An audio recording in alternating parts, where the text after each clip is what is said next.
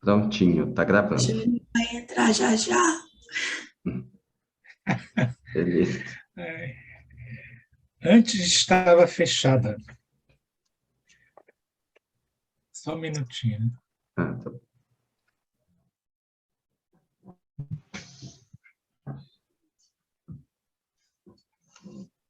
Caramba. Menino, eu tô com um aparelho na boca, aí se eu for ler, o carioca já tem aquele negócio de X, né? O X vai prolongar até. Aí eu tirei o aparelho. Tá, Não, a gente melhor. considera charme, não se preocupa, não.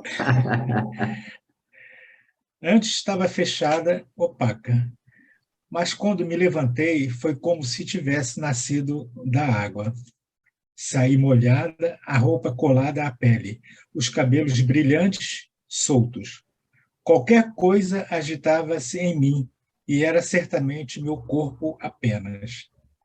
Mas num doce milagre, tudo se torna transparente, e isso era certamente minha alma também. Nesse instante, eu estava verdadeiramente no meu interior, e havia silêncio.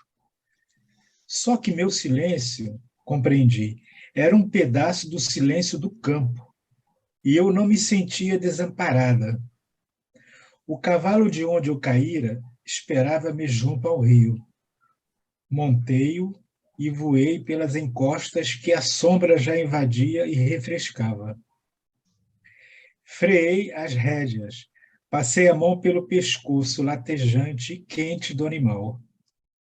Continuei a passo lento, escutando dentro de mim a felicidade, alta e pura como o céu de verão.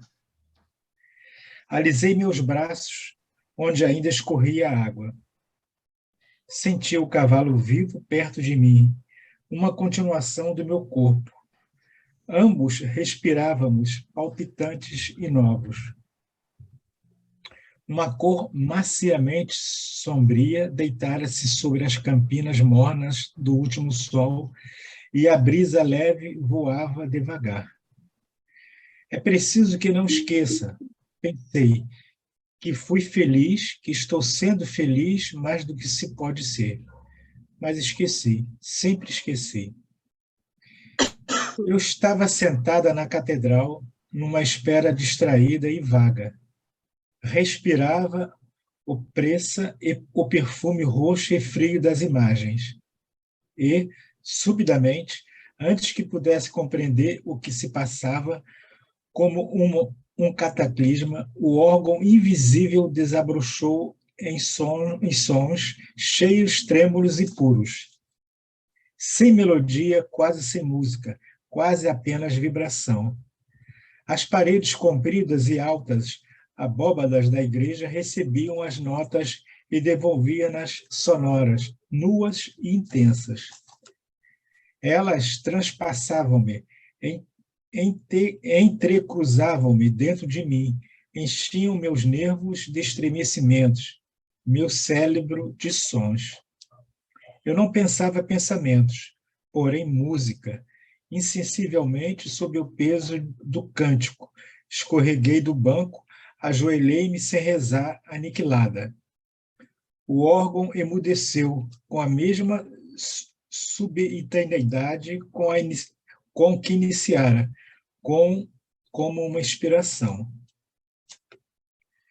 Continuei respirando baixinho, o corpo vibrando ainda aos últimos sons que restavam no ar, num zumbido quente e translúcido. E era tão perfeito o momento que eu nada temia nem agradecia, e não caía na ideia de Deus. Quero morrer agora, gritava alguma coisa dentro de mim liberta, mais do que sofrendo. Qualquer instante que sucedesse, aquela seria mais baixo e vazio. Queria subir e só a morte, como um fio, me daria o auge sem a queda. As pessoas se levantavam ao meu redor, movimentavam-se, ergui-me, caminhei para a saída frágil e pálida. A mulher da voz e Joana. Joana não a olhou mais atentamente, senão quando ouviu a sua voz. O tom baixo e curvo sem vibrações, despertou-a. Fitou a mulher com curiosidade. Deveria ter vivido alguma coisa que Joana ainda não conhecera. Não compreendia aquela entonação, tão longe da vida, tão longe dos dias. Joana lembrou-se de como uma vez, poucos meses depois de casada, dirigira-se ao marido perguntando-lhe qualquer coisa. Estavam na rua. E antes mesmo de terminar a frase, com surpresa de Otávio, ele parara, a testa franzida, o olhar divertido. Ah, descobrira. Então ela repetia uma daquelas vozes que ouvira em solteira, tantas vezes, sempre vagamente perplexa.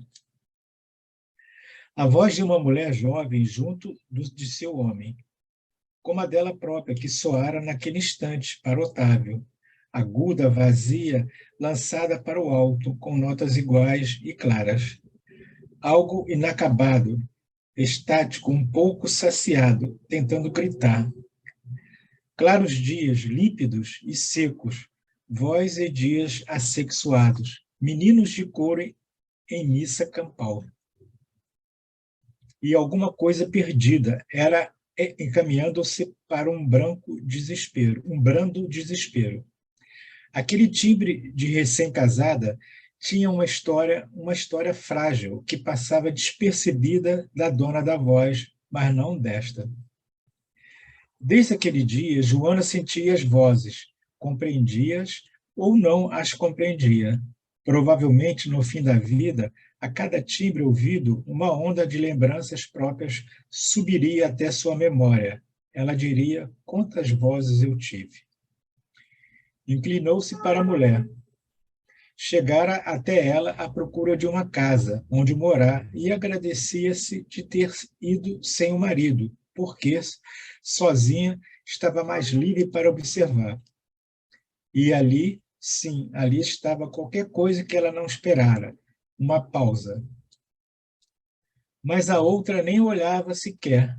Pensando pela cabeça de Otávio, Joana adivinhou que ele consideraria a mulher apenas vulgar, com aquele nariz grande, pálido e calmo. A criatura explicava as conveniências e inconveniências da casa a alugar, e, ao mesmo tempo, passeava os olhos pelo chão, pela janela, pela paisagem, sem impaciência, sem interesse. O corpo limpo, os cabelos escuros, grande, forte. E a voz de terra, sem chocar-se com nenhum objeto, macia e longínqua, como se tivesse percorrido longos caminhos sob o solo até chegar à sua garganta. Casada? Perguntou Joana, debruçada sobre ela. Viúva com filho. E continuou a destilar seu canto sobre os aluguéis da zona. Não, creio que a casa não interessa. É grande demais para um casal, disse Joana, apressada, um pouco áspera. Mas adoçou as palavras e escondeu a avidez. Posso visitá-la uma vez ou outra para conversarmos? A outra não se surpreendeu. Alisou com uma das mãos a cintura engrossada pela maternidade e pela lentidão de movimentos. Acho que vai ser difícil. Vou visitar amanhã meu filho. É casado? É casado, vou viajar. Sorria sem alegria, sem emoção. Apenas vou viajar. O que interessava aquela mulher? Indagava-se Joana. Teria um amante? Vive só a senhora? Perguntou-lhe. Minha irmã mais moça foi ser irmã de caridade. Moro com a outra. Não é triste viver sem um homem na casa? Prosseguiu Joana. Acha? Retrucou a mulher. Estou perguntando se a senhora acha e não eu. Sou casada, ajuntou Joana, tentando dar um ar íntimo à conversa. Ah, eu não acho triste, não. E sorria sem cor. Bem, vou lhe pedir licença para me despedir, já que não lhe interessa a casa. Preciso lavar umas peças de roupa antes de tomar minha fresca na janela. Passo. Vou pegar por aqui. Joana prosseguiu seu caminho humilhada, débil mental, sem dúvida. mas a voz não pôde libertar-se dela durante todo o resto da tarde. Sua imaginação corria em busca do sorriso da mulher, de seu corpo largo e quieto. Ela não tinha história, descobriu Joana devagar, porque se lhe aconteciam coisas, estas não eram ela e não se misturavam à sua verdadeira existência. O principal, incluindo o passado, o presente e o futuro, é que estava viva. Esse é o fundo da narrativa. Às vezes esse fundo aparecia apagado, de olhos cerrados, quase inexistente, mas bastava uma pequena pausa, um pouco de silêncio, para ele agigantar-se e surgir em primeiro plano, os olhos abertos, um murmúrio leve e constante como o de água entre pedras. Por que descrever mais do que isso? É certo que lhe aconteciam coisas vindas de fora. Perdeu ilusões, sofreu alguma pneumonia, aconteciam-lhe coisas, mas apenas vinha adensar ou enfraquecer o murmúrio do seu centro. Por que contar fatos e detalhes se nenhum a dominava afinal? E se ela era apenas a vida que corria em seu corpo sem cessar? Nunca suas interrogações foram inquietas à procura de resposta, continuou Joana descobrindo. Nasciam mortas, sorridentes, amontoavam-se sem desejo nem esperanças. Ela não tentava qualquer movimento para fora de si. Muitos anos de sua existência gastou-os à janela, olhando as coisas que passavam e as paradas, mas na verdade não enxergava tanto quanto ouvia dentro de si a vida. Fascinara-a o seu ruído, como o da respiração de uma criança tenra, o seu brilho doce, como o de uma planta recém-nascida. Ainda não se cansara de existir e bastava-se tanto que às vezes, de grande felicidade, sentia a tristeza cobri-la como a sombra de um manto, deixando-a fresca e silenciosa como um entardecer. Ela nada esperava, ela era em si o próprio fim. Uma vez dividiu-se, inquietou-se, passou a sair e a procurar-se. Foi a lugares onde se encontravam homens e mulheres. Todos disseram, felizmente despertou, a vida é curta, precisa se aproveitar. Antes ela era apagada, agora é que é gente. Ninguém sabia que ela estava sendo infeliz a ponto de precisar buscar a vida. Foi então que escolheu um homem. Amou-o e o amor veio adensar-lhe o sangue e o mistério. Deu à luz um filho, o marido morreu depois de fecundá-la. Ela continuou e desenvolvia-se muito bem. Juntou todos os seus pedaços e não procurou mais as pessoas. Reencontrou a janela onde se instalava em companhia de si mesma. E agora, mais do que sempre, nunca se vira uma coisa ou uma criatura mais feliz e mais completa. Apesar de que muitos a olhavam com complacência, achando-a fraca, pois seu espírito era tão forte que nunca ela deixara de almoçar ou jantar muito bem, sem excesso de prazer, aliás. Nada do que diziam lhe importava, assim como os acontecimentos, e tudo deslizava sobre ela e ia perder-se em águas outras que não as interiores. Um dia, depois de viver sem tédio muitos iguais, viu-se diferente de si mesma. Estava cansada, andou de um lado para outro. Ela própria não sabia o que queria. Pôs-se a cantar baixinho, com a boca fechada. Depois cansou-se e passou a pensar em coisas, mas não o conseguia inteiramente. Dentro de si algo tentava parar. Ficou esperando e nada vinha dela para ela. Vagarosamente entristeceu de uma tristeza insuficiente e por isso duplamente triste. Continuou a andar por vários dias e seus passos soavam como o cair de folhas mortas no chão. Ela mesma estava interiormente forrada de cinzento e nada enxergava em si senão um reflexo, como gotas esbranquiçadas a escorrerem, um reflexo de seu ritmo antigo, agora lento e grosso. Então soube que estava esgotada e pela primeira vez sofreu, porque realmente dividira-se em duas, uma parte diante da outra, vigiando-a, desejando coisas que esta não podia mais dar. Na verdade, ela sempre fora duas, a que sabia ligeiramente que era e a que era mesmo, profundamente. Apenas até então as duas trabalhavam em conjunto e se confundiam. Agora, a que sabia que era, trabalhava sozinha, o que significava que aquela mulher estava sendo infeliz e inteligente. Tentou, num último esforço, inventar alguma coisa, um pensamento que a distraísse. Inútil, ela só sabia viver. Passo.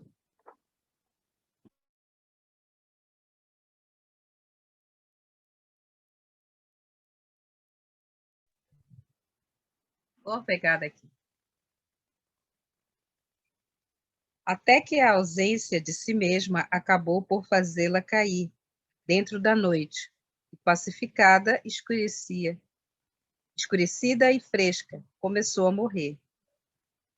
Depois morreu docemente, como se fosse um fantasma.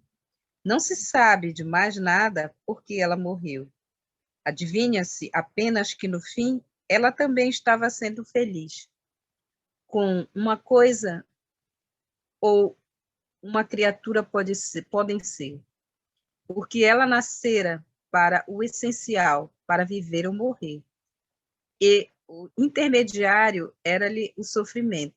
Sua existência foi tão completa e tão ligada à verdade que provavelmente na hora de entregar-se e findar, teria pensado, se tivesse o hábito de pensar. Eu nunca fui. Também não se sabe o que se fez dela.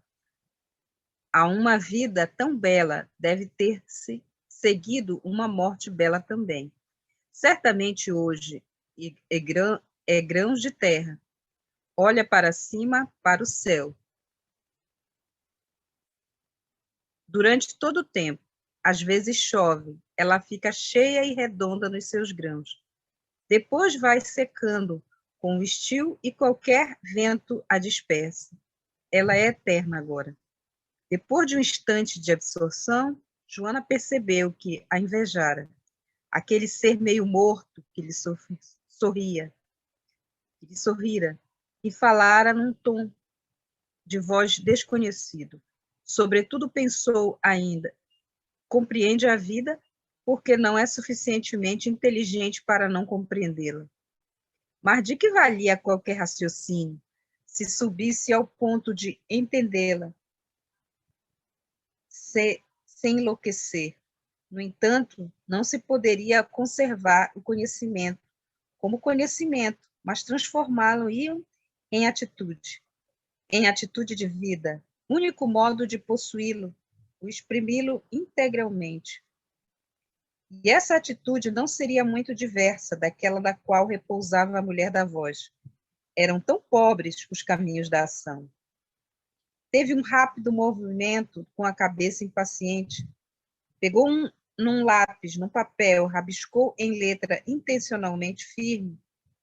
A personalidade que ignora a si mesma realiza-se mais completamente. Verdade ou mentira? Mas, de certo modo, vingara-se jogando sobre aquela mulher entumecida de vida seu pensamento frio e inteligente. Otávio. De Profundis. Joana esperou que a ideia se tornasse mais clara, que subisse das névoas aquela bola brilhante e leve que era o germe de um pensamento, de Profundis. Sentia-o vacilar, quase perder o equilíbrio e mergulhar para sempre em águas desconhecidas. Ou senão, a momento afastar-se as nuvens e crescer trêmulo, quase emergir completamente. Depois o silêncio. Fechou os olhos vagarosamente, foi descansando. Quando os abriu, recebeu um pequeno choque. E durante longos e profundos segundos, soube que aquele trecho de vida era uma mistura do que já vivera com o que ainda viveria. Tudo fundido e eterno. Estranho, estranho. A luz alaranjada das 9 horas. Aquela impressão de intervalo. Um piano longínquo, insistindo nas notas agudas. Seu coração batendo apressado de encontro ao calor da manhã. E atrás de tudo, feroz ameaçador, o silêncio latejando grosso e impalpável. Tudo desvaneceu-se. O piano interrompeu-se, a insistência nas últimas notas, e após um instante de repouso, retomou docemente alguns sons do meio, em melodia nítida e fácil. E em breve ela não saberia dizer a impressão da manhã, fora verdadeira ou se apenas uma ideia. Deteve-se, atenta para reconhecê-la. Um súbito cansaço confundiu-a um instante. Os nervos abandonados, o rosto relaxado, sentiu uma leve onda de ternura por si mesmo, de quase agradecimento, embora não soubesse por quê. Por um minuto, pareceu-lhe que já vivera e que estava no fim. E logo em seguida, que tudo fora branco, até agora, como um espaço vazio, e que ouvia longínqua e surdamente o fragor da vida se aproximando. Densa, caudalosa e violenta, as ondas altas rasgando o céu, aproximando-se para submergi-la, afogá-la, asfixiando. Caminhou para a janela, estendeu os braços para fora e esperou inutilmente que um pouco de brisa viesse alisá-los. Ficou assim esquecida por um longo tempo. Conservava os ouvidos entrefechados por uma contração dos músculos do rosto, os olhos cerrados, mal deixando passar a luz, a cabeça projetada para frente. Aos poucos conseguia realmente isolar-se. Este estado meio inconsciente, onde parecia-lhe mergulhar profundamente em ar morno cinzento, pôs-se diante do espelho e entre dentes, os olhos ardendo de ódio. E agora? Não pôde deixar de notar seu próprio rosto, pequeno e aceso. Com ele, distraiu-se um instante, esquecendo a raiva. Justamente sempre acontecia uma pequena coisa que a desviava da torrente principal. Era tão volúvel, odiava-se por isso. Não, odiar-se-ia, mas se fosse um tronco imutável até a morte, apenas capaz de dar frutos, mas não de crescer dentro de si mesmo. Desejava ainda mais renascer sempre, cortar tudo o que aprendera, o que vira, inaugurar-se num terreno novo onde todo pequeno ato tivesse um significado, onde o ar fosse respirado como o da primeira vez. Tinha a sensação de que a vida corria sempre, corria espessa e vagarosa dentro dela, borbulhando como um quente lençol de lavas. Talvez se amasse.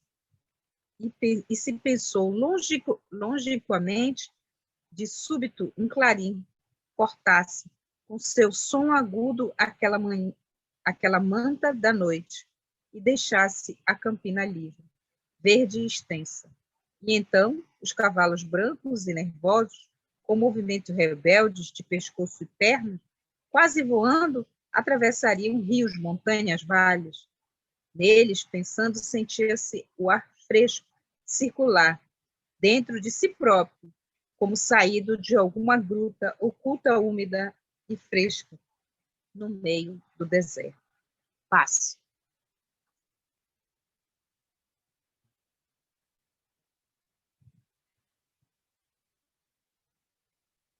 Posso continuar? Pego aqui, ó. Mas em breve voltou a si mesma, numa queda vertical. Examinou os braços, as pernas. Lá estava ela. mas era preciso se distrair. Pensou com dureza e ironia, com urgência. Pois não morreria? Riu alto e olhou-se rapidamente ao espelho para observar o efeito do riso no rosto. Não, não o aclarava. Parecia uma gata selvagem, os olhos ardendo acima das faces, incendiadas, pontilhadas de sardas escuras de sol. Os cabelos castanhos despenteados sobre as sobrancelhas, enxergava em si púrpura sombria e triunfante. O que fazia com que brilhasse tanto? O tédio? Sim, apesar de tudo, havia fogo sobre ele. Havia fogo mesmo quando se representava a morte. Talvez isso fosse o gosto de viver. De novo, a inquietação tomou-a pura, sem raciocínios. Talvez eu deva andar, talvez. Fechou os olhos um instante, permitindo-se o nascimento de um gesto ou de uma frase sem lógica. Fazia sempre isso. Confiava em que, no fundo, embaixo das lavas, houvesse um desejo já dirigido para um fim. Às vezes, quando por um mecanismo especial, do mesmo modo como se desliza para o sono, fechava as portas da consciência e se deixava agir ou falar, recebia surpreendida, porque a percepção do gesto vinha-lhe apenas no momento de sua execução, uma bofetada de suas próprias mãos em seu próprio rosto. Às vezes ouvia palavras estranhas e loucas de sua própria boca. Mesmo sem entendê-las, elas deixavam-na mais leve, mais liberta. Repetiu a experiência, os olhos cerrados. E de lá do fundo de si mesma, após um momento de silêncio e abandono, subiu, a princípio pálido e vacilante, depois cada vez mais forte e doloroso. Das profundezas chamo por vós, das profundezas chamo por vós, das profundezas chamo por vós. Permaneceu ainda uns instantes parada, o rosto sem expressão, laço e cansado, como se ela tivesse tido um filho. Aos poucos, foi renascendo, abriu os olhos vagarosamente e voltou à luz do dia, frágil, respirando de leve, feliz como uma convalescente que recebe a primeira brisa. Então, começou a pensar que, na verdade, rezara. Ela não. Alguma coisa mais do que ela, de que já não tinha consciência, rezara. Mas não queria orar. Repetiu-se mais uma vez, francamente. Não queria porque sabia que esse seria o remédio, mas um remédio como a morfina que adormece qualquer espécie de dor, como a morfina de que se precisa cada vez mais de maiores doses para senti-la. Não, ainda não estava tão esgotada que desejasse covardemente rezar, em vez de descobrir a dor, de sofrê-la, de possuí-la integralmente para conhecer todos os seus mistérios. E mesmo se rezasse, terminaria num convento, porque para sua fome quase toda a morfina seria pouca. E isto seria a degradação final, o vício. No entanto, por um caminho natural, se não buscasse um Deus exterior, terminaria por endurecer-se, endeusar-se, por explorar sua própria dor, amando seu passado, buscando refúgio e calor em seus próprios pensamentos, então já nascidos com uma vontade de obra de arte e depois servindo de alimento velho nos períodos estéreis. Havia o período de se estabelecer no sofrimento e organizar-se dentro dele, o que seria um vício também e um calmante.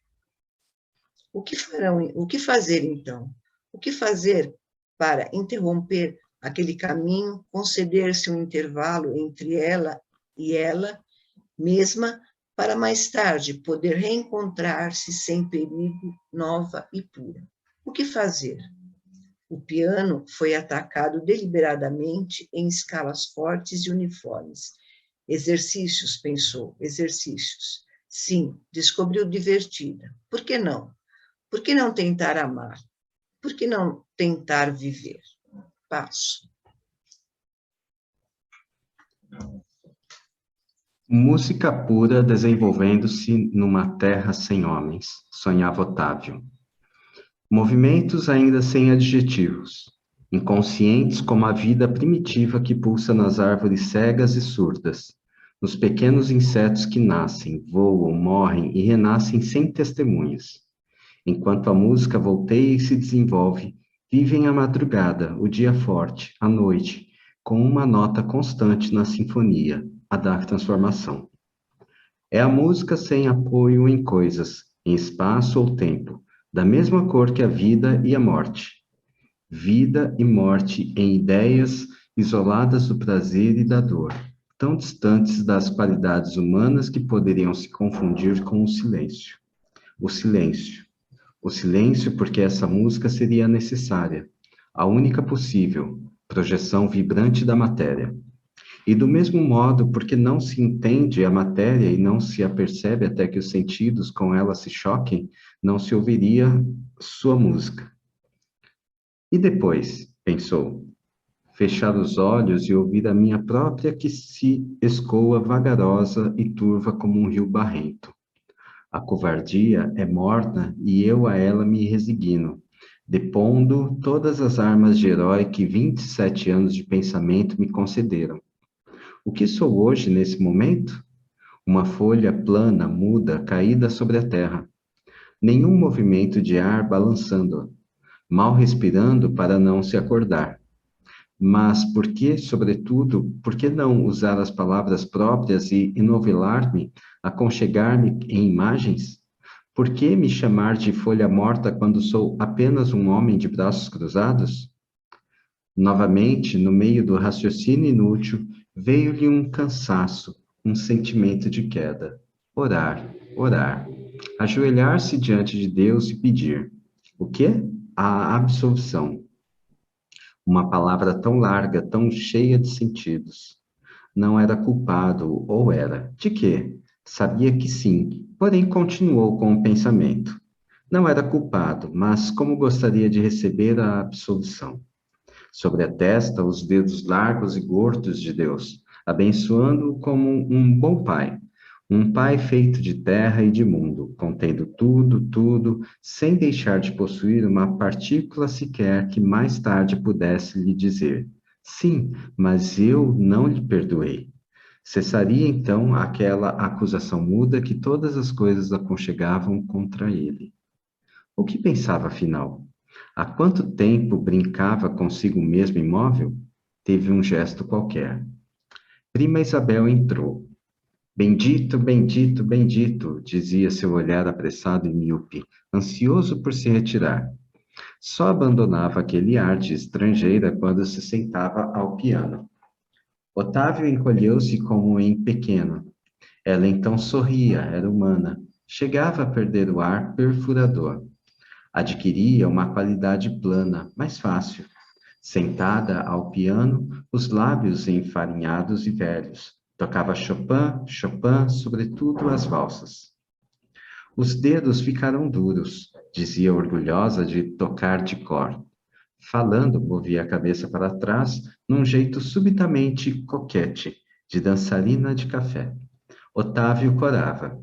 Prostituta, pensava, e apagava imediatamente a palavra com um movimento doloroso. Mas como ousava? Lembrava-se de seu rosto inclinado atentamente sobre ele, cuidando de suas dores de estômago. Detesto-a por isso mesmo, pensava sem lógica. E era sempre tarde. O pensamento antecedia-o. Prostituta, como se batesse em si mesmo com um chicote. No entanto, mesmo quando se arrependia, voltava a pecar. Quantas vezes em criança, um instante antes de adormecer, subitamente tinha consciência de que tia Isabel estava na cama, insone, talvez sentada, os cabelos grisalhos em trança, a camisola de pano grosso fechada como a de uma virgem. Sentia o remorso como um ácido espalhar-se pelo interior do corpo, mas cada vez mais odiava por não poder amá-la. Ela não conseguia dar mais aquela antiga suavidade entre uma nota e outra, como um desmaio.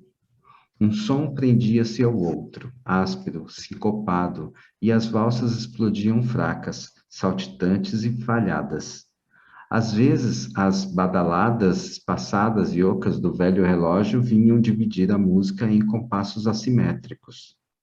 Otávio ficava à espreita da pancada seguinte, o coração em sobressalto, como se elas precipitassem todas as coisas numa dança muda e docemente maluca. Aquelas batidas cortando implacáveis a música, sempre no mesmo tom, frio e sorridente, arremessavam-no para dentro de si como num vácuo sem apoio. Espiava as costas duras de sua tia, suas mãos, dois animais escuros pulando sobre as teclas amarelas do piano. Ela se voltava e dizia-lhe, concedendo a frase por pura euforia, levemente, como quem joga flores. Que é que você tem? Vou tocar uma coisa mais alegre. Vinha uma daquelas valsas de salão, ingênuas e nervosas, as quais não se lembrava de ter ouvido, mas que se uniam misteriosamente a velhos trechos em sua memória. Isso não, tia, isso não. Era cômico demais. Ele tinha medo. Pedir perdão por não se extasiar diante de sua música. Pedir perdão por achá-la insuportável desde pequeno com aquele seu cheiro de panos velhos de joias guardadas, quando havia preparado seu chazinho contra dores. Quando ela lhe prometia tocar uma coisa muito bonita se ele estudasse bastante. Reviu-a saindo de casa, o pó branco e leve sobre a pele cinzenta, o grande decote redondo descobrindo o pescoço, onde as veias arquejavam trágicas, os sapatinhos rasos de menina, o guarda-chuva usado com aterrorizante desenvoltura, como bengala. Pedir perdão por desejar, não, que ela, enfim, morresse. Estremeceu, começou a suar. Mas eu não tenho culpa. Oh, ir embora, fazer o plano do livro de direito civil, afastar-se daquele mundo horrível, repugnantemente íntimo e humano. Então lá vai, gorjeio da primavera, disse prima Isabel. Sim, eu quero a primavera, ajudai-me. Eu sufoco. A primavera ridícula era ainda mais primavera e alegria.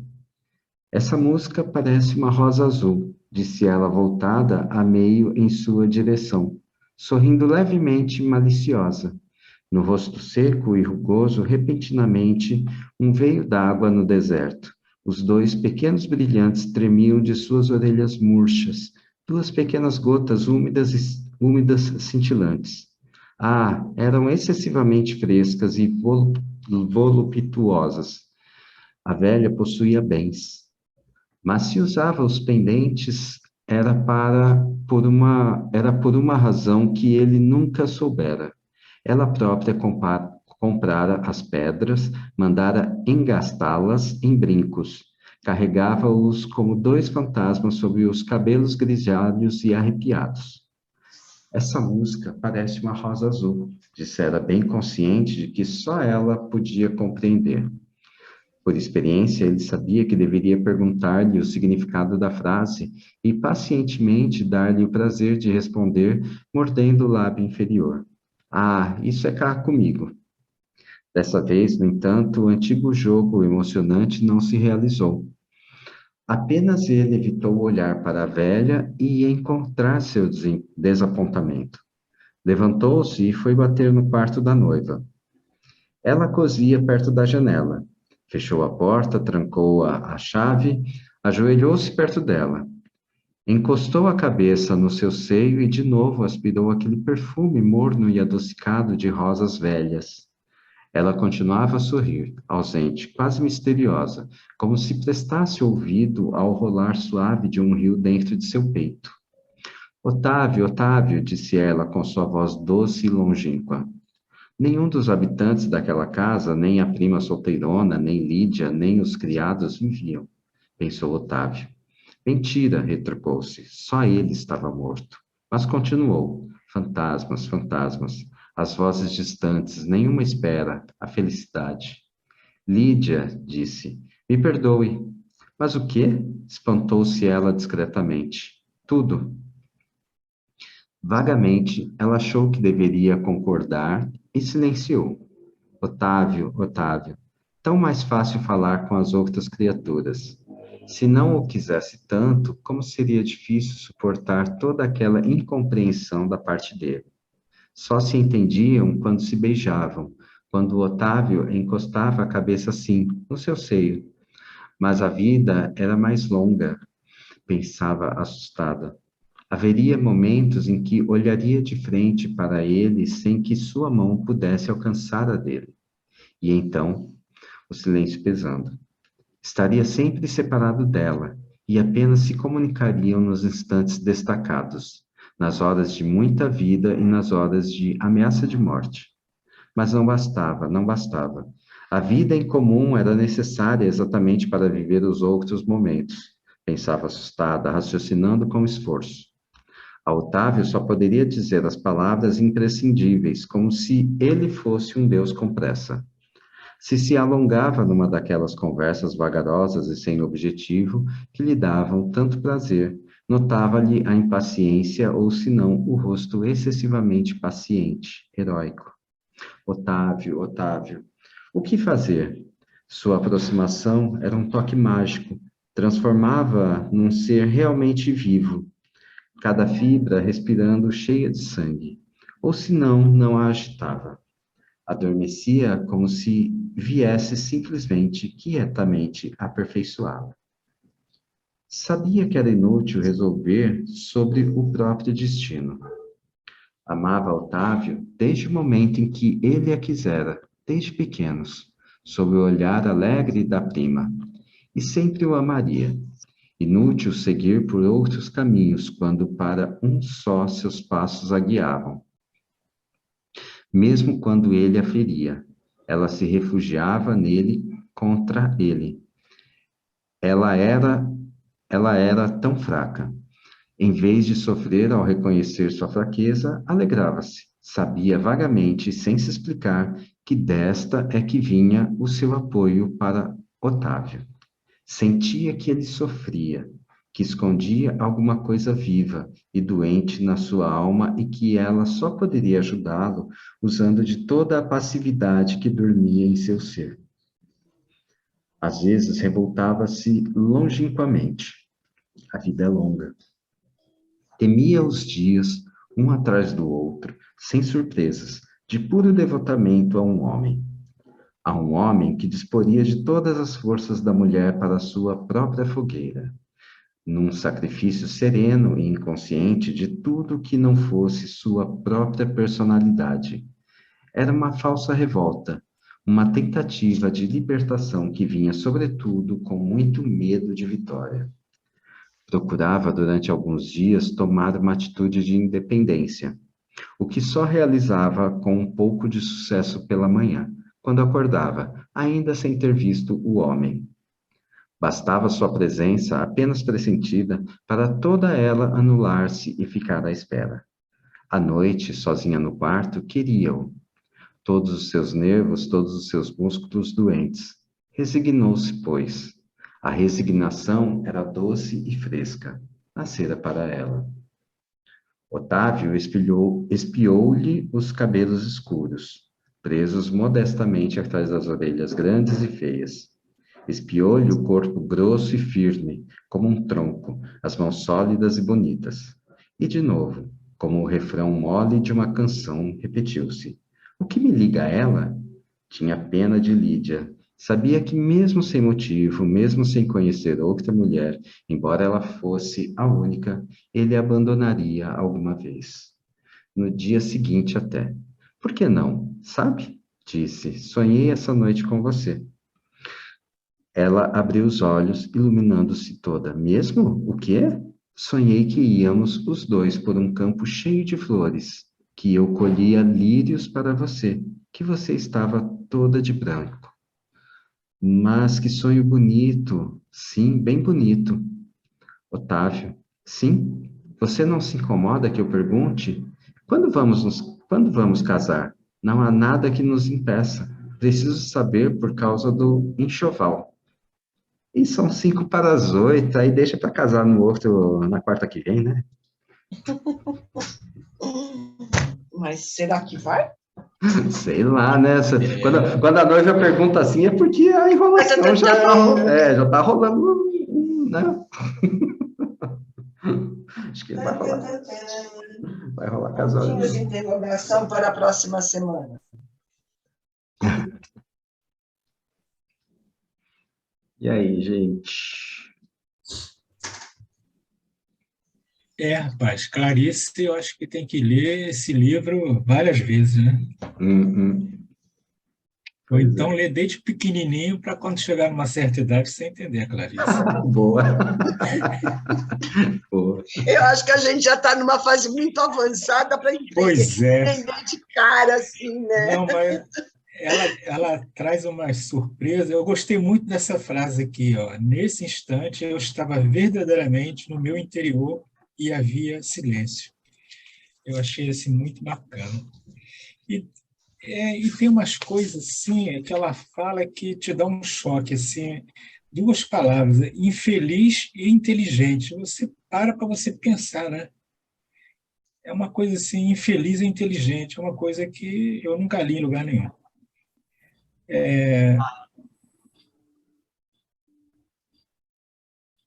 A personalidade que ignora a si mesma realiza-se mais completamente. É uma coisa para se pensar, né? Uma coisa muito. Então, eu acho que ela dá um choque em você que te faz estremecer, né? Legal. Um pouco nessa onda de Jorge, eu também ia destacar algo parecido, no nível da linguagem, né? Que evidentemente também é o da ideia, mas inicialmente da linguagem, porque Clarice une coisas que a gente talvez experimentou, mas a gente não se deteve a pensar como é que isso pode ir junto, né? Eu fui circulando algumas coisas, por exemplo, aterrorizante desenvoltura, ou primavera ridícula, ou espantar-se discretamente. Não que a gente não tenha vivido uma situação de espanto discreto, com certeza muitos já vivemos isso, ou todos. Mas, de repente, na hora de falar dessa situação, a gente não chegou internamente tão profundo como para poder exprimir esses dilemas de percepção ou de pensamento, né? Eu acho que isso também, isso me impressiona muito de Clarice e dessa leitura com vocês.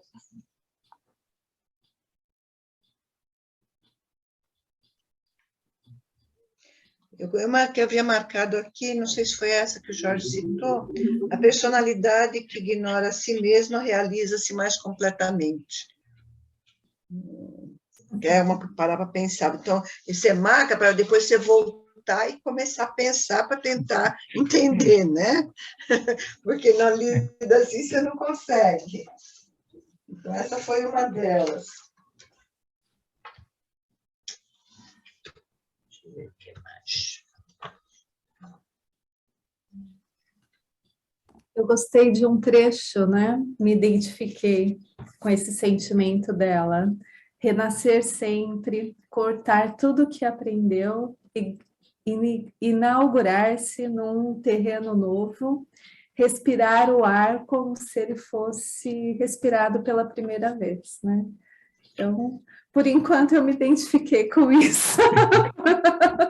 Os outros sentimentos ainda estão meio confusos dela para mim, né? Mas esse, assim, né, me deu uma identificação com ela nesse sentido, né?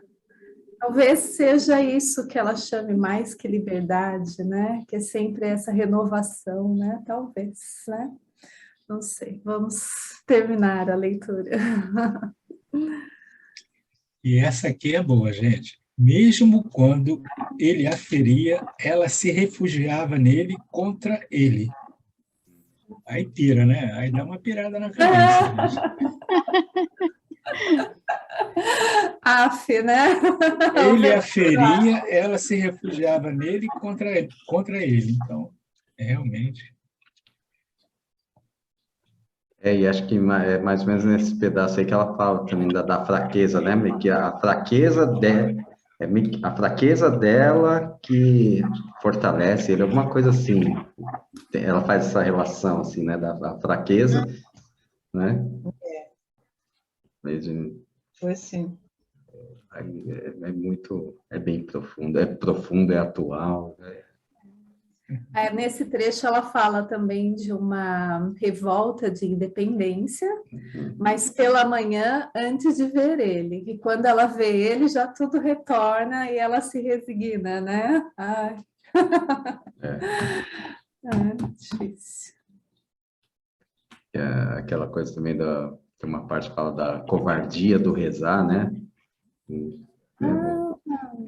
Tem esse pedaço mesmo, que é interessante, que eu não sei onde é que está. Mas ela fala do orar, que pode se tornar um vício, mas também e que ela queria se mergulhar na dor. Mas depois ela fala que se ela se mergulhar na dor e consentir viver o sofrimento, isso também pode se tornar um vício, né? Aí o próximo parágrafo ela fala o que fazer, né? Então, é bem profundo, né?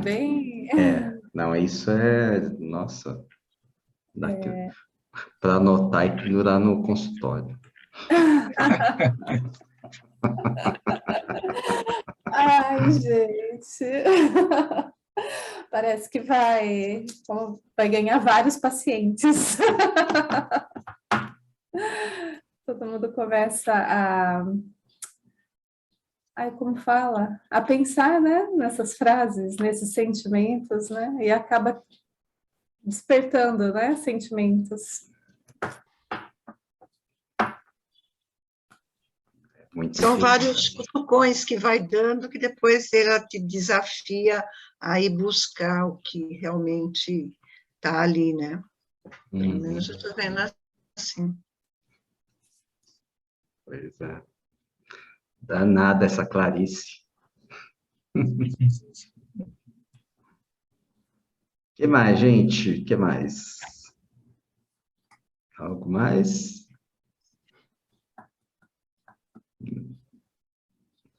Então, bora lá, né? Então, bora lá. Tá no mudo isso, você está falando. Não, que eu falei que temos uma semaninha para pensar a respeito. Pois a Jane apareceu. Jane está aí. Ela lá. Tá quietinha. Quietinha. Tô quentinha. Tive um baculejo aqui, umas 2 semanas de baculejo, mas nada grave não, tá tudo tranquilo, tudo em ordem, graças a Deus. Opa, assim que é bom. Assim que é bom. Voltando com esse filho, a palavra hoje é nó no juízo. Nó no juízo. Então, de agora em diante, eu vou começar a desatar os nós, né? E continuar com a leitura.